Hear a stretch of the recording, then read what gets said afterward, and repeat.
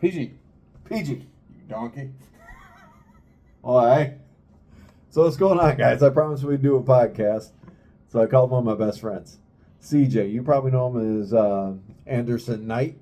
You know, the guy that delivers Anderson-style spine buster and just absolutely cripples people. I taught him that too, by the way. Of course you did. I was Arn Anderson's trainer back in like the 60s. People don't realize that. You know, I'll use a lot of moisturizer, a lot of anti-aging cream. I see it all around your forehead. Yeah. PG. Baby smooth.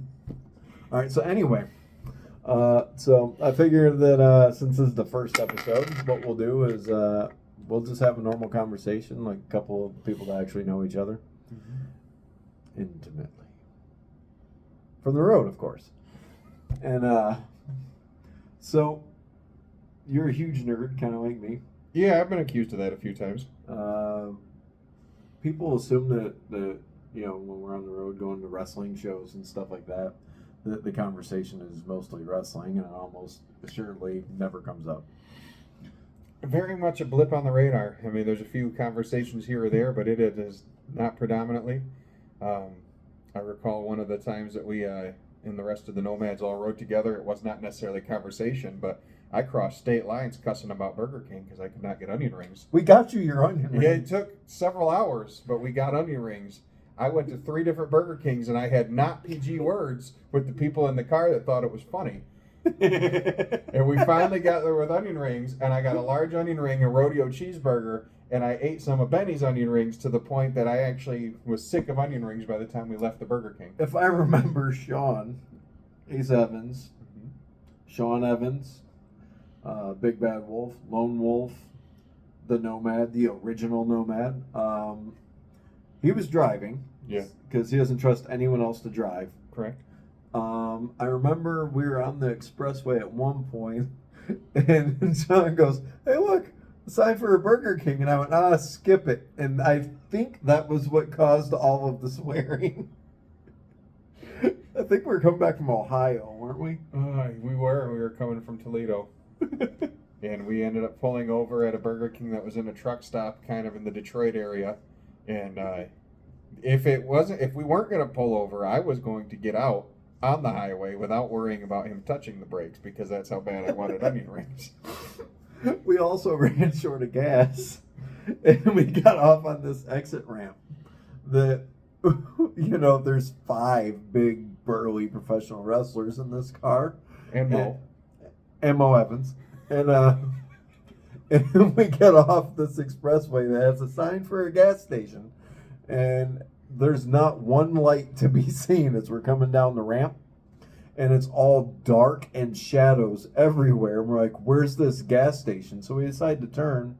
And we come up to this gas station, and I am not joking. It was just like in a horror movie. There was one light working. There was a dude sitting in a rusty metal chair outside the door. It's pitch black in the middle of nowhere with trees everywhere. It was exactly like in like the scene where the guy's in the back seat in Urban Legend, except rather than us being a single 20-year-old female, there were 5 dudes yelling, cussing, screaming, "Let's get out of here." By the way, the guy in the chair weighed about 90 pounds and was about 70. Scared that poor man. In any other setting, he probably should have been scary to us. Right. But no, I wanted onion rings. I really wanted the zesty sauce that comes with the onion rings. The onion rings, like it doesn't really work with anything else. Like zesty sauce and fries, no. Chicken nuggets, no. You gotta have the onion rings. And I don't want the big, everybody's like, oh, you got the big onion rings, the fat sliced, blah, blah, carnival ones. No, I want the cheapy-ass ones that you can get in Burger King that comes out of the freezer. You can probably get them at Gordon Foods. I don't need the big slice with the soggy onion ring. I need the little ones with the crunchies and the zesty sauce, and they put them on the burgers, and it tastes really good. It's called a rodeo cheeseburger, and you can have 2 or 3 of them at the same time, and you can get a large onion ring with zesty sauce and a milkshake, and it's stupendous. I kind of want onion rings right now. I am so tempted to turn this thing off and go right now. The thing about the zesty sauce, if you've never had it, and I can't believe we're going in depth with this, but it's like an orangish, yellowish color, And when you peel the top off, it looks gelatinous. It's not good sauce if it's not semi-questionable. It's like a cross between a pudding jello texture, and it feels like it's spoiled cream. You make it sound so gross, but it's not. But it's the most flavorful thing you can ever put near an onion ring. It's amazing, and he's right. It only goes good with onion rings. And there's another sauce like that from Arby's. It's called Bronco Berry. And it's amazing with jalapeno poppers. You put it on anything else, and it's disgusting. I agree. I actually just had that a couple days ago on my way back, last Saturday, coming back from Paw Paw. I stopped at the Arby's, and I got Bronco Berries. And in the wild? Yeah. What was it? The Bronco mad? No, it's not. What else did I get? I got they have a pulled pork sandwich or like a brisket or what. They have like barbecue stuff, and I was like, I wanted a beef and cheddar and jalapeno poppers, and I pulled up and they had the brisket and all that, and it was like super good, and it had pickles and coleslaw and stuff on it. I was like, well, I gotta at least get the Bronco berries and the jalapeno poppers, and I did get that with it. I might have got mozzarella sticks and curly fries, and my diet did not exist that day. I'm also thinking about Arby's and Burger King now. And this is what a car ride is like for... Now imagine that same conversation for 6 hours. With us getting increasingly angry that we don't have the items we're talking about. And then everyone... impersonations. There's a couple of those. Especially if you have me and Pickles in the car. We're notorious for starting something and never stopping until everyone's mad at us. I went all the way to Charlotte, North Carolina with Billy Ray Daniels making Tide Pod jokes to the point that I actually switched laundry detergents when I got back home because I didn't want to see the word Tide anymore. That's incredible. Yeah. No, I mean that Billy Ray Daniels could talk that much about soap and look like he's never used it. Well, Tide is good for getting grease out, and if you've ever seen that man's hair... It isn't working. Problem is, he chews the Tide Pods. Right, Billy Ray smiles. Here, I'll do my my Billy Ray Daniels impersonation. Oh, pillow!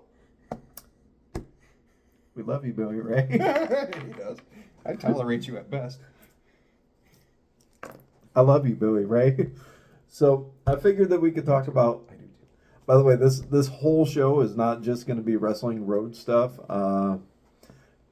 I just thought it'd be cool to kind of let you guys kind of in on our relationship a little bit. We pretty much talk like this all the time, and no one else understands anything that we're talking about, but we laugh a lot, and that pretty much summarizes things.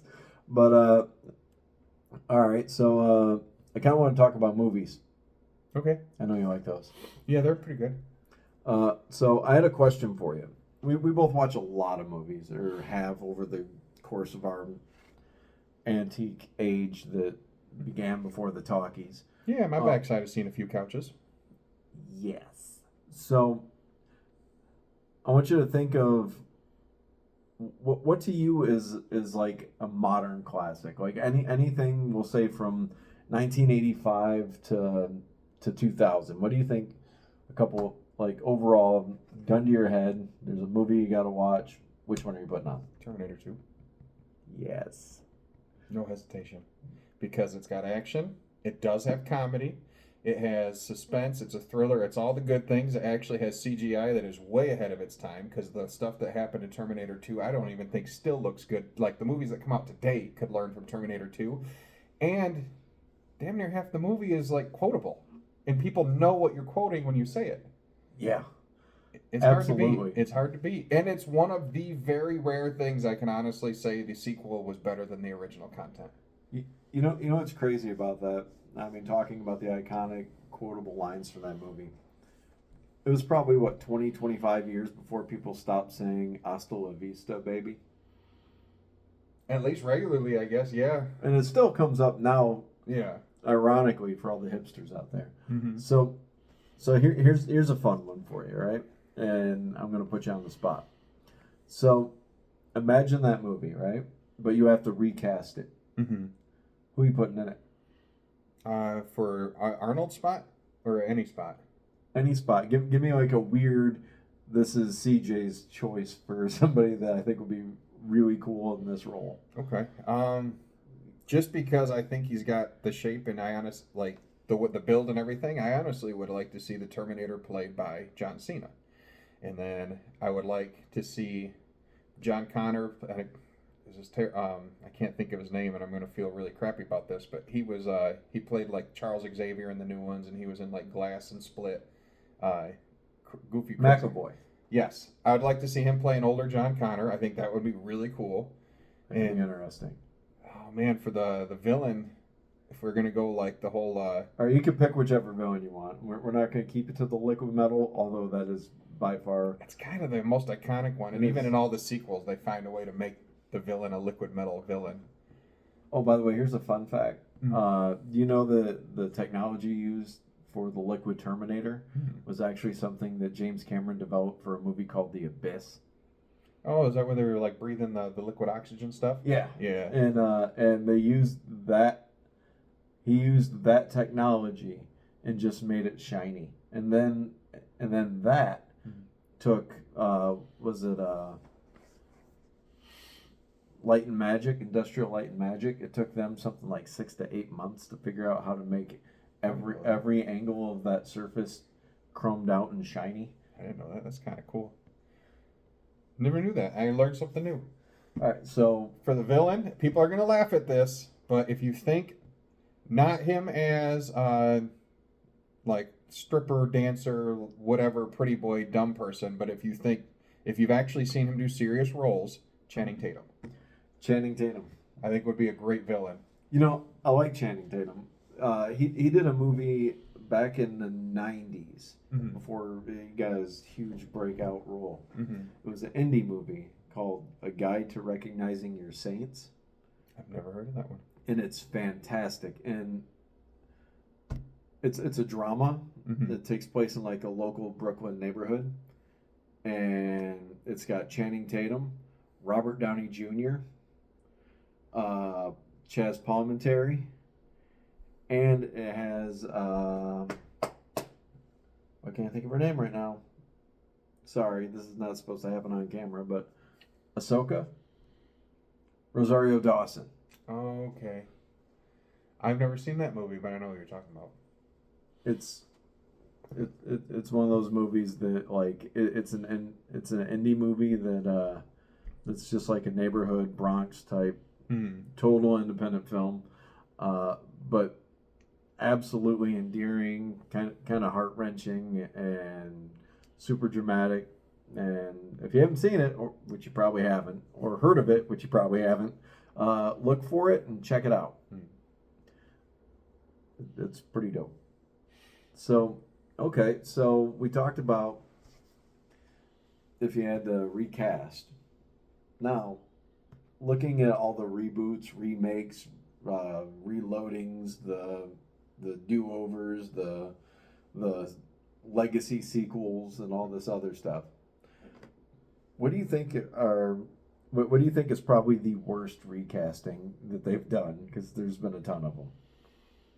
It doesn't seem live older. Action versus cartoon also included. It doesn't seem older to me, but it is technically an older movie, and I don't even know if I would consider this a recast because he was only in comic books and animated film as far as I can tell up to it. But the first live action Spider-Man, when they cast Venom and it was Topher Grace as Eddie Brock. Because to me, Eddie Brock is supposed to be like a Brock big Lesnar? jock. Yeah, Brock Lesnar, yeah. The Eddie Brock, technically, even in the first Spider-Man movie, where it was the guy that had like the Static X hair and the wristbands, and he was still a scrawny little punk. You know who that was? No, Joe Manganiello. I did not know that. But I get. No, I'm sorry. He was Flash in the movie, in the first Spider-Man movie. Never mind. Sorry. I failed, but no. When they used Topher Grace to play as Eddie Brock, I didn't like that. I don't think anyone did. And which is why there wasn't a 4.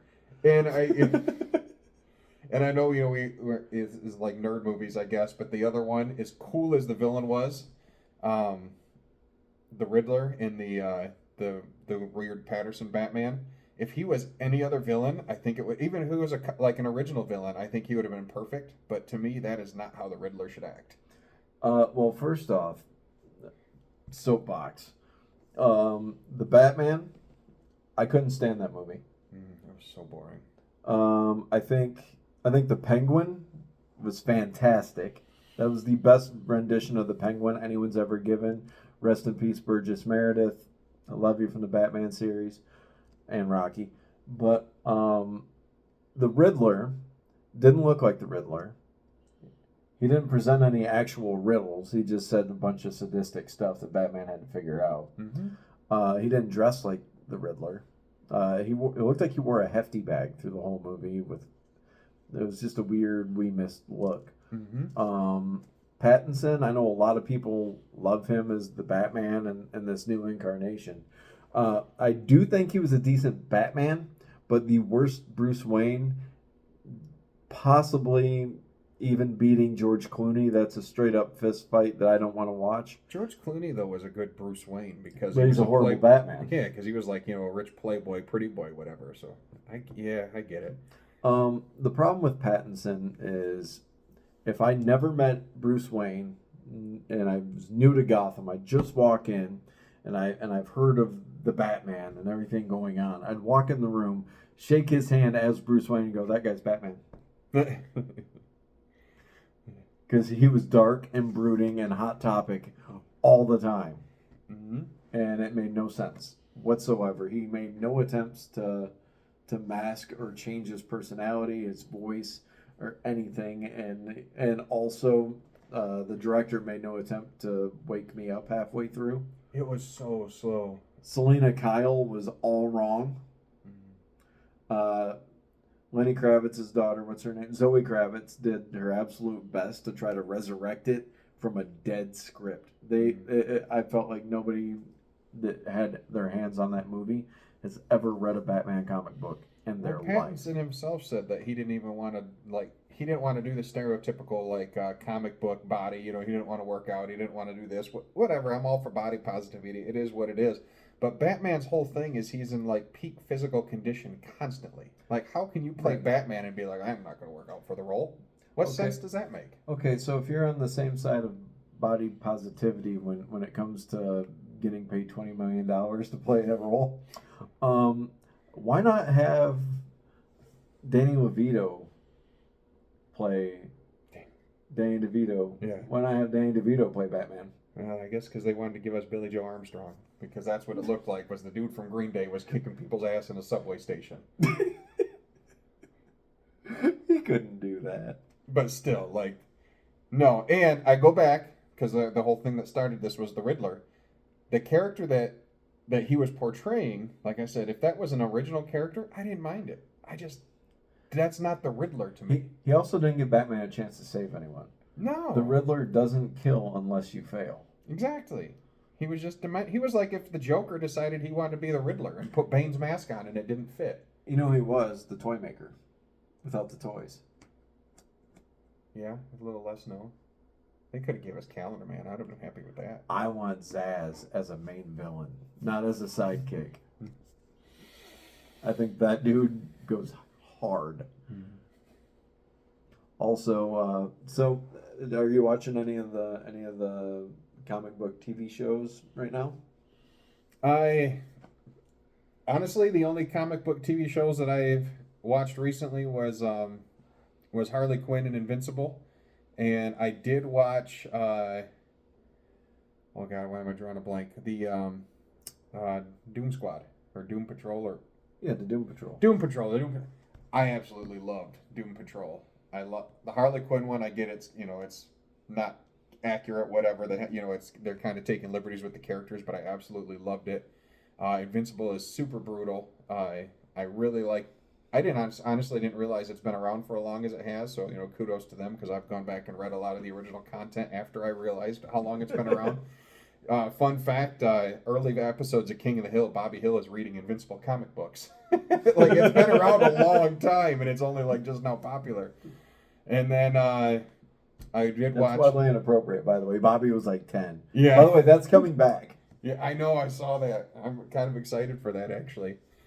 And then we watched a little bit of the animated one that had like the Bride of Frankenstein and oh my Okay, God. yeah, I know. I I know don't. what you're talking about. Yeah, I feel bad. I'm drawing a blank, but it is almost midnight. But those are the only comic book ones I've been watching. Most of them been the animated ones. Absolutely loved the Peacemaker that they took his character from the movie and gave him a whole series, and I'm really excited for a second season. I hope there's a second season. There is. It's coming in August. Okay. August or July?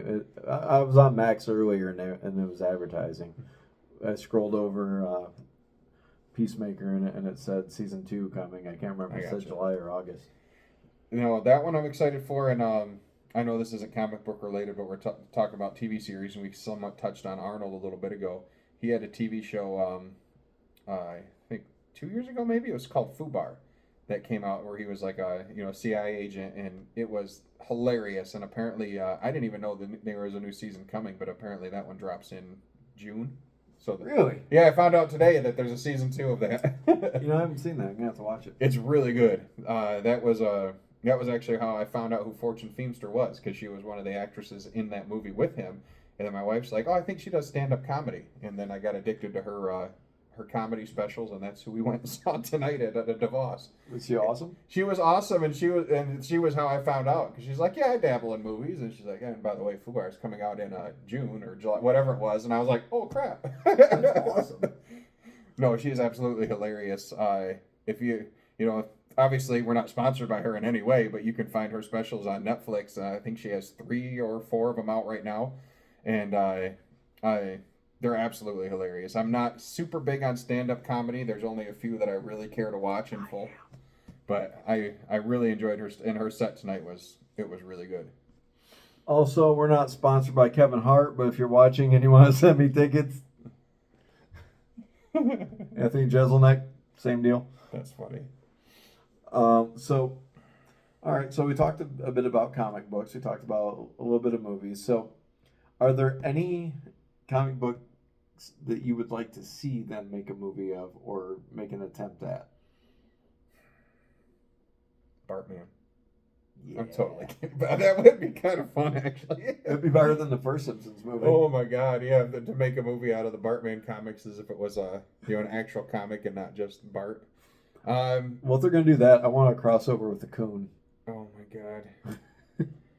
There's so many goofy. There's so many ridiculous comics that I think actually would make really good movies. But you know what I would like to see, and as much as I enjoyed the original Ninja Turtles movies, I think they're classics.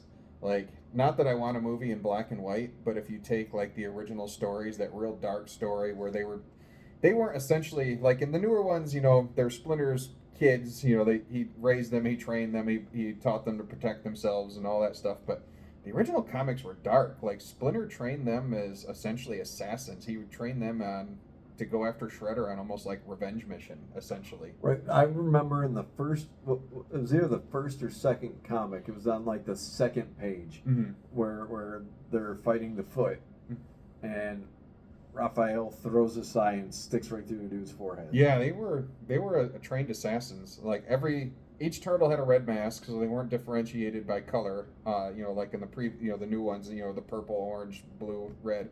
Like, they each had a red mask, and they were essentially trained assassins being trained for a revenge mission in Shredder. So, and I would love that story. Maybe a little modernized, like still have the different masks so it's not too confusing, and it doesn't have to be black and white, but just a real gritty, honest Turtles movie I think would be really good. So have you heard of The Last Ronin? I have, and they're working on it. That's on par with it, but I'd like to see more of that before the Last Ronin, because The Last Ronin don't start at the end. Yeah, that's going to be sad. I think that if they're going to do that, I think there should be an entire spin-off movie of Casey Jones.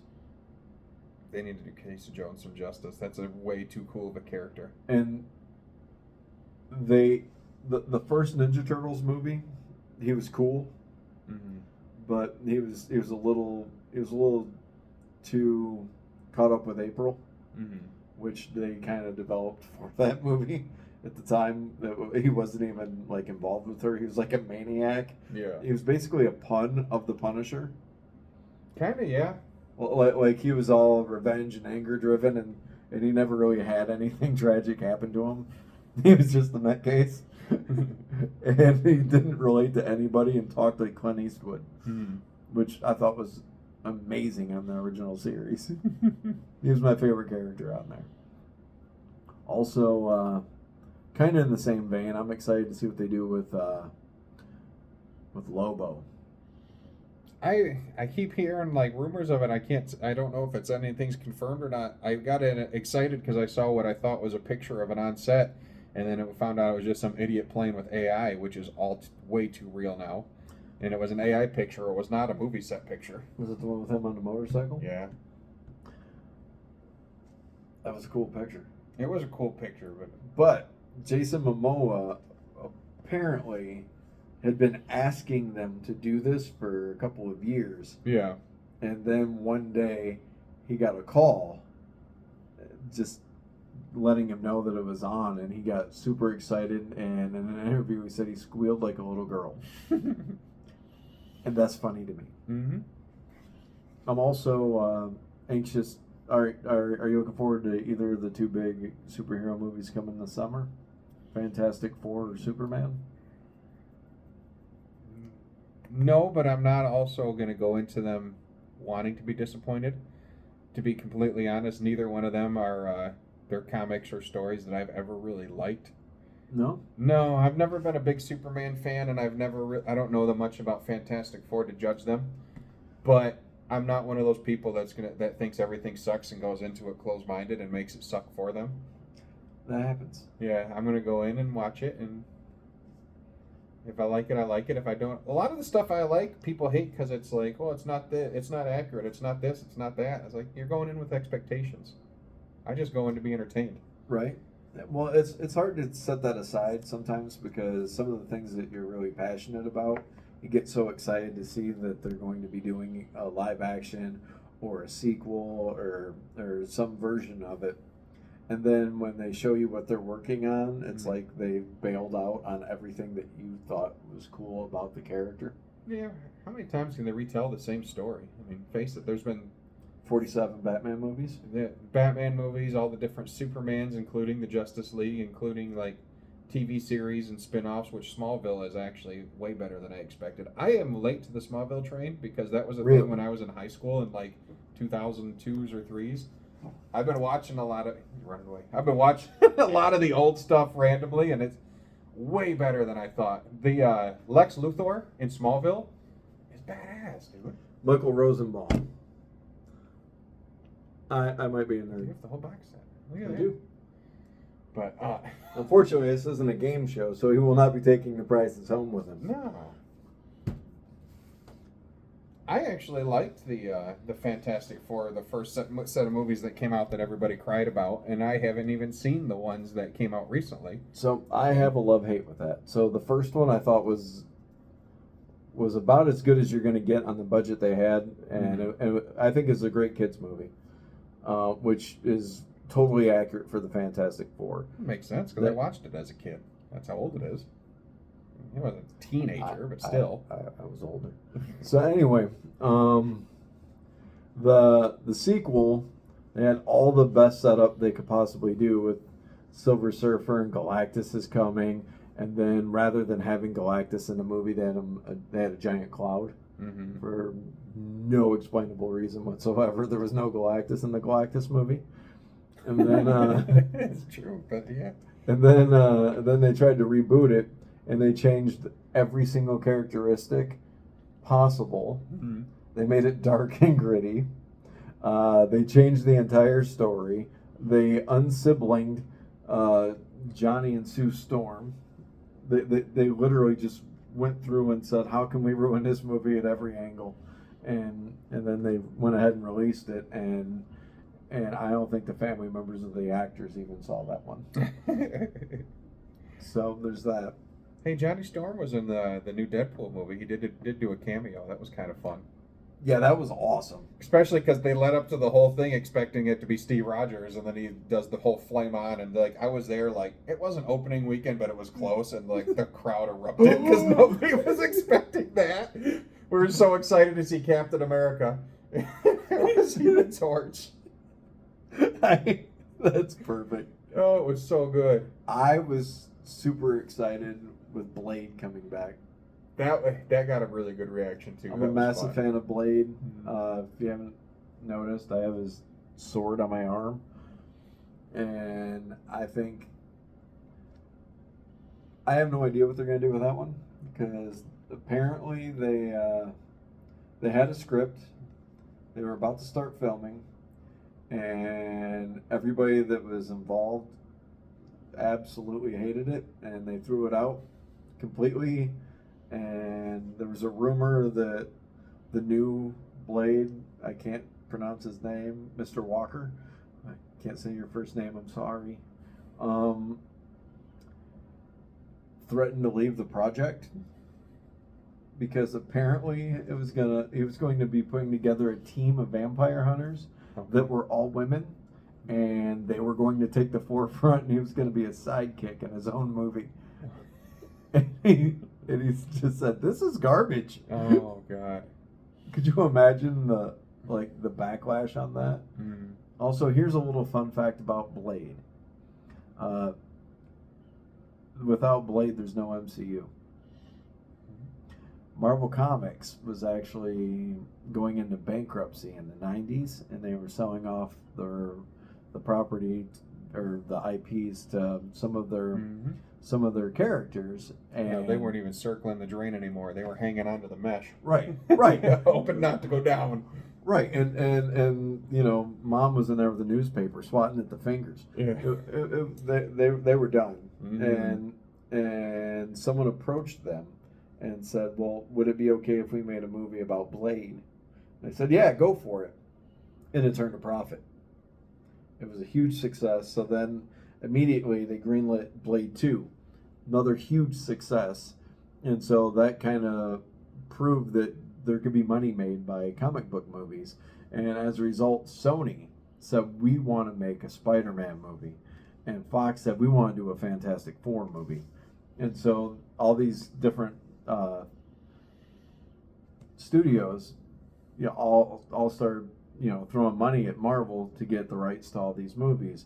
Paramount bought Iron Man, Incredible Hulk, and a bunch of other ones, and all kind of split out. So no two people could do the same movie. So unfortunately, no crossovers. But then Spider-Man came out and absolutely broke every record that existed at that point by taking the character as the character and trying to make it as comic book as they could and leaning into it. And then that started to kind of spark a little bit of success. And then finally, Marvel said, "What if we make our own movie?" Well, what do we still own the rights to? We still have Iron Man. And they didn't have enough money to quite finish the project. And Paramount stepped in as a backer, and they partnered with Paramount. And they got the movie made, and of course, massive success. And then they did Iron Man 2, massive success. The Incredible Hulk, lesser success, but still a large success. And then Disney saw what was going on, and that's when they came in and bought it. Mm-hmm.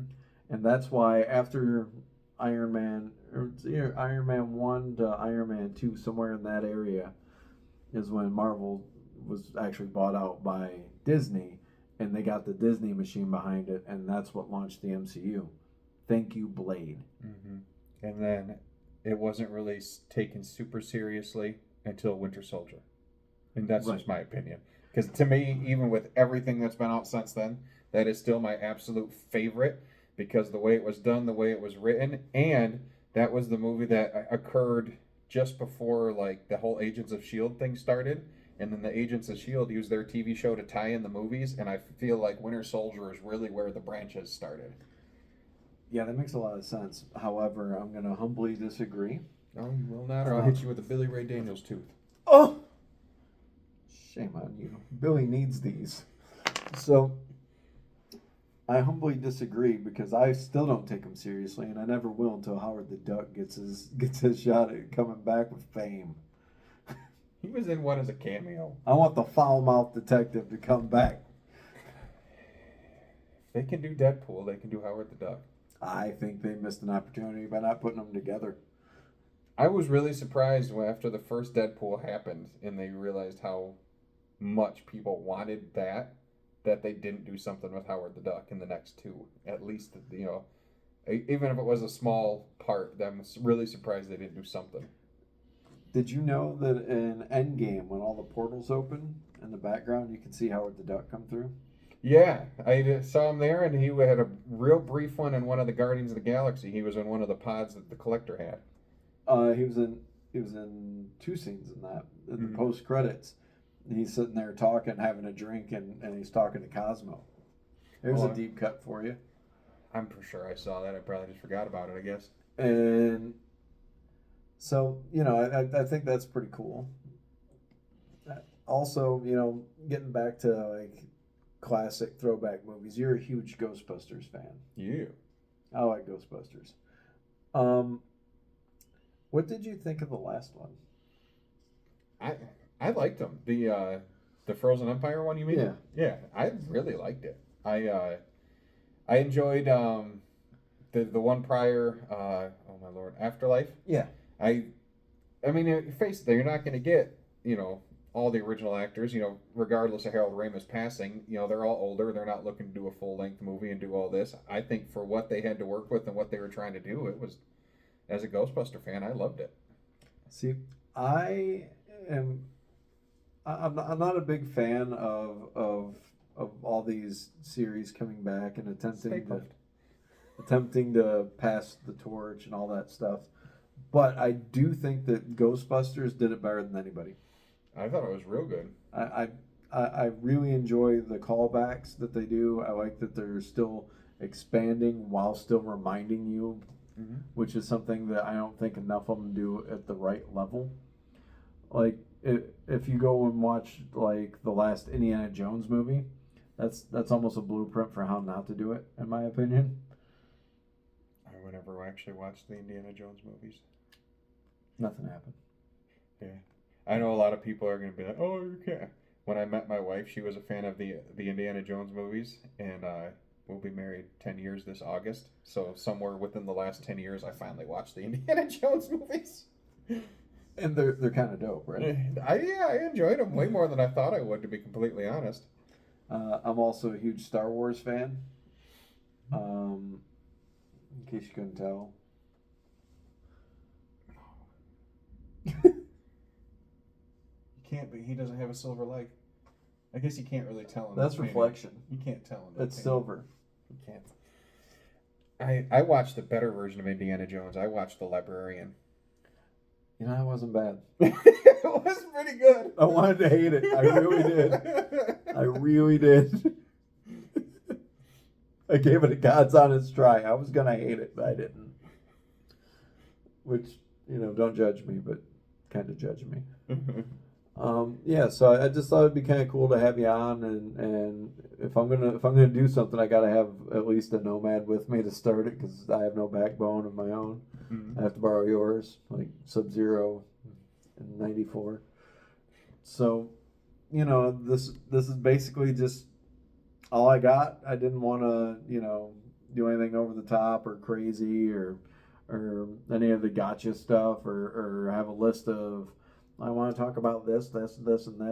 I thought it'd be cool to sit down and have a talk with one of my buddies, one of my best friends, my brother, and invite you guys along for it. And if you enjoy this, let me know. I'm going to post it all over the place. Like a cheap lady of the night, I'm going to advertise this everywhere. And yeah, so keep watching. I'll do my best to get you another one soon. I'm not sure how many guests or lack thereof I'll be able to have because I just moved to Grand Rapids and I know like 3 people. But I'll do my best. 2. He used to be 3. He's in shape now. But I'll do my best to try to have some cool people come on, and we'll try to change up the conversation a little bit and just kind of talk. And you guys are all welcome. And if there's anything you want us to talk about, let me know. I had some people wanting to talk about wrestling. I figure if we start talking about wrestling, then we're going to need its own episode. So that's why we didn't do wrestling today. So one thing I want you to do is I want you to tell them What you got going on? What you got? I know you got some shows coming up. I do, man. Let me jump onto my handy dandy calendar. I know where I'm going. I just want to make sure I have the dates correctly. How soon is this going to be posted? As fast as possible. So I'm hopefully we're filming this on what is today? Today's May 16th. The It's still 16th. technically Friday for another 47 minutes. Okay, so we're filming this on the 16th. I will do my best to get this on by Monday, which will be the 19th, Okay. and hopefully somebody cares by the 20th. Capital Pro will already have happened. But if you're into Scottish Highland games, on the 25th of May, I'll be in Alma. What? Throwing logs and stuff. You don't say. I will do say. And then on the 31st, I'll be in Battle Creek for IPW. My word, that's near me. It is. Then let's just at least go through June and then not get too far ahead. Yes, let's. On the 7th is Lansing, Michigan, IPW. That's our capital. On the 22nd is also Lansing, Michigan, and that is Capital Pro. What? 21st, we're going to back up a day. Back up. Holland, Michigan for the Highland Games again, throwing more logs. Highland. My word again. Heaven to Betsy. June 29th will be right here in Grand Rapids, Michigan at the Folding Warehouse, and I'm making a low taste for the bartender Megan. All right. Because Jeremiah Goldman talked me into it, and she thought it was a great idea, and then she pestered me more than he did. That's incredible. Yeah, I can't say pestered because I want a reason to make a low taste, and nobody at my house will complain, so I'll be bringing a low taste for Jeremiah Goldman and Megan. That sounds awesome. All right, man. Thanks for watching, and hopefully, even though this is PG and we don't even have an audience, hopefully we won't be canceled by the second one. Mm-hmm. So, have a good one, guys.